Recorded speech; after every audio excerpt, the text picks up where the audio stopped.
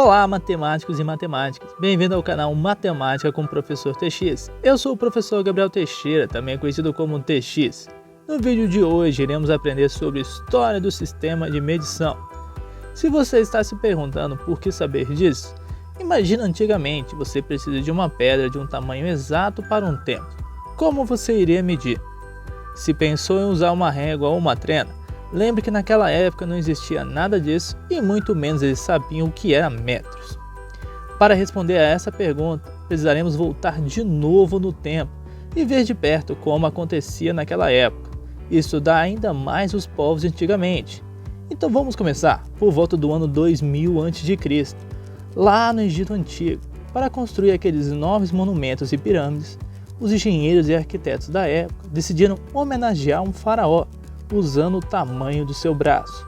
Isso mesmo, o tamanho do braço como sistema de medição, medindo do cotovelo à ponta do dedo médio, batizando de cubito.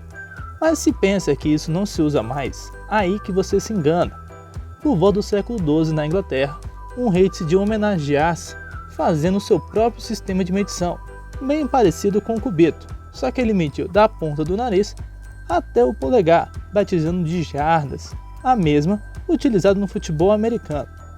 Se você não está impressionado com os egípcios, pensa assim: para comemorar o aniversário do faraó, eles construíram as maiores pirâmides do Egito, as pirâmides de Gizé. As construíram alinhadíssimas com a constelação de Órion. Adiantando um pouco no tempo, vamos estudar os gregos, fundadores da geometria que conhecemos hoje. Eles eram tão bons quanto os egípcios, só que diferente do povo do deserto, eles não tinham um faraó, então tiveram que escolher outro objeto de medição, escolhendo o pé. Sim, o pé também foi objeto de medida. Uma curiosidade sobre isso é que um grego matemático astuto, Erastóstenes, observou que a sombra formada por postes em cidades diferentes da Grécia Antiga ao meio-dia eram diferentes.